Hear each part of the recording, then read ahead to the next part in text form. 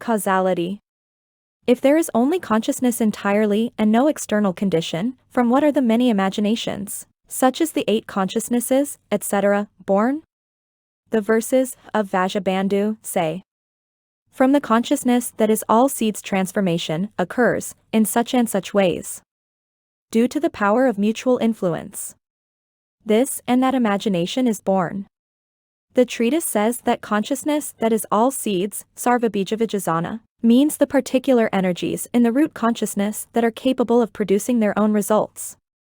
These are called all seeds because they produce results named similar, retribution, resulting from human effort, purusakara, and dominant.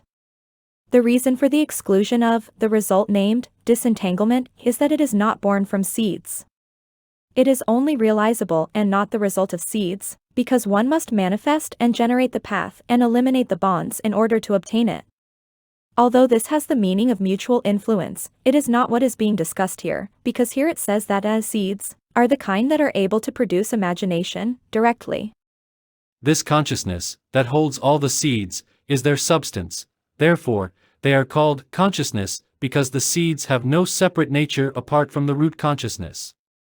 The 2 words seed consciousness, in the verse, omit what is not, at once, seeds and consciousness, because there are consciousnesses that are not seeds and seeds that are not consciousness, such as grain seeds. Also, seed consciousness indicates the seeds in the consciousness, not the consciousness that bears seeds, as will be explained later. Because of the aid of other conditions, the seeds in this consciousness undergo transformation in such and such ways. That is, they evolve from the state of birth up to the time of maturity. The word sukhu fin, such and such, is repeated to indicate the plurality of kinds of transformation, that is, because all seeds indicates consciousness seeds exhaustively, meaning, the 3 perfumings of common seeds, the uncommon, etc. Power of mutual influence, anyonyavesa, means the 8 actual consciousnesses, their associates, the seen and seeing parts, etc., because all have the power to assist each other. Actual consciousnesses, etc., are named imaginations, because false imagination is their self-nature. There are many kinds of imagination, hence the words this and that. The meaning of this verse is that although there are no external conditions for the emergence of imagination, due to the differences in transformation of all the seeds existing in the root consciousness, and because of the power of mutual influence of the actual 8 consciousnesses, etc., this and that imagination are also born. Why assume external conditions for generating imaginations?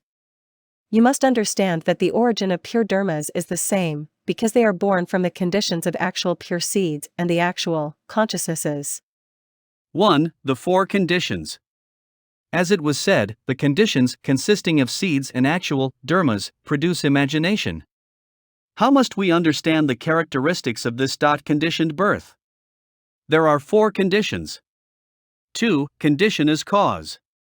The first is the condition as cause. This means that a conditioned dharma directly provides its own result. Its substance is twofold: 1. Seeds, 2. Actual dharmas. Seeds means the various energies in the root consciousness that are good, defiled, and nondetermined of all realms, stages, etc. They have the ability to attract subsequent energies, i.e., seeds, of their own species, and they generate simultaneous actual results, i.e., consciousnesses, of their own species. These are of the nature of conditions as cause only in that situation. As for actual dharmas, these are the first 7 evolving consciousnesses, with their associates, i.e., mental activities, the seen and seeing parts, that are their transformations, natures, of good, etc., the realms, stages, etc., with the exception of the good dharmas, of the fruit of Buddhahood, and extremely weak and non-determined dharmas. The others perfume the root consciousness and generate seeds of their own species. These are of the nature of conditions as cause only from the point of view of the other. Because the group of the 8th consciousness has nothing to perfume, and because mental activities cannot perfume alone in the absence of their supports, i.e., consciousness, and because the 8th and first 6 consciousnesses are extremely slight, and, in Buddhas, the 8th consciousness is extremely perfect, these do not perfume or create seeds. The development of the same species of actual dharmas is not of the nature of condition as cause among themselves, because they are born of their own seeds. The development of all of different species is also not a condition as cause among themselves, because they do not directly produce each other. As for the explanation that development of actual dharmas of both different and same species is a condition as cause among themselves, you should understand it as hypothetical, or it is a concession to the Sarvas dividends. There is the simple explanation, in the Yogacarabhimi Sastra, that seeds are of the nature of conditions as cause. That is in accordance with their prominence and value, as a continuous series, but that is not an utterly reasonable explanation, because the holy teachings say that the development of the first 7 evolving consciousnesses and the glava are conditions as causes for each other. 3. Similar and immediately antecedent condition. The second is the similar and immediately antecedent condition. This means the 8 actual consciousnesses and their mental activities as a prior group vacate and then summon a subsequent group, that is of its own species, without interruption, and similar, and cause it to be definitely born. The many seeds of the same species are not categorized as this condition, because they evolve simultaneously, like the unassociated dharmas. Consequently, the 8 consciousnesses are not conditions of this kind for each other.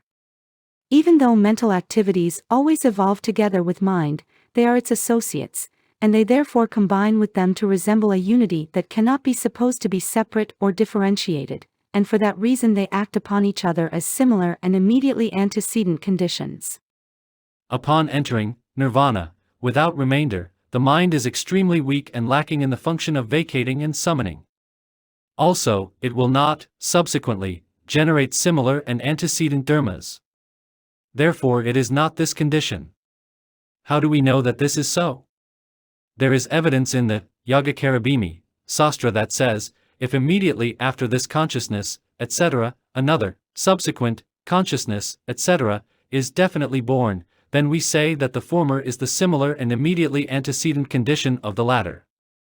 It must be said as a consequence of this interpretation that it is possible for the adna, i.e., store, consciousness in one of the 3 realms and 9 of the stages to act as a similar and immediately antecedent condition for that of another realm or stage, because adana consciousness, in a superior realm or stage, introduces birth and death in an inferior realm or stage, etc., and vice versa.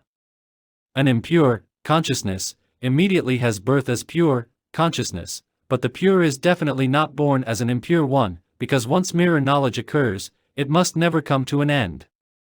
The same is so of the relationship between a good, adana consciousness, and a nondetermined one. From what realm does this impure consciousness generate purity? Either from the realm of form or from the realm of desire. That is, in the case of ordinary beings who seek Buddhahood, that consciousness definitely generates pure consciousness from the realm of form, because it is necessary for them to be subsequently born above the Saddhavasika realm of celestials in the abode of Mahasvara, at the apex of the realm of form, in order to obtain Bodhi. In the case of followers of the 2 vehicles who turn toward great Bodhi, that consciousness definitely generates purity from the realm of desire, because only in the realm of desire does one turn toward Bodhi and preserve the body. The reason is that even though they must go to the abode of Mahasvara in order to become Buddhas, still the natural bodies they preserve by the power of great vows are those of the realm of desire.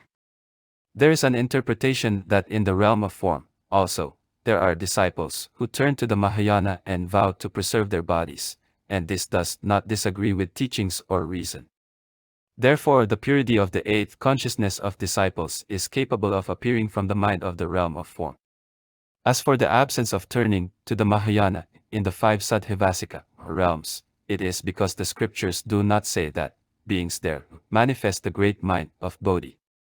The 7th evolving consciousness of one of the 3 realms and 9 stages may act as a similar and immediately antecedent condition for another 7th consciousness of a different realm or stage, because it is bound to the place of birth of the 8th consciousness. Impure and pure 7th consciousnesses may produce each other, because in the state of the 10 stages, they are able to attract each other. This is also so of the relationship between good and nondetermined states of manas. Defiled and non-defiled states, among the nondeterminates vacate and summon each other, because knowledge of the emptiness of the person and its fruit, and defiled states, are able to attract each other as prior or subsequent states. Impure and pure produce each other in the realms of desire and form but not in the formless realm, because in the upper stages, bodhisattvas are not born in that realm. The sixth evolving consciousness of, one of, the three realms and 9 stages, which may be impure, pure, good, not good, etc., may each act as a similar and immediately antecedent condition for the other, because they attract each other in the state of nourishing rebirth, etc. The preliminary occurrence of purity, of the sixth consciousness, only follows, consciousness of, the realm of form, because the good that is connected with the aids to penetration, nirvana, is only connected with the realm of form. Consciousnesses of eye, ear, and body in 2 realms and 2 stages, and the 2 consciousnesses of nose and tongue of 1 realm and 1 stage, act as similar and immediately antecedent conditions for their own species. Good, etc., states of consciousness, do likewise, you should know, in their relations between each other. There is an interpretation that whether impure or pure, the first 5 consciousnesses act as similar and immediately antecedent conditions for their own species, because they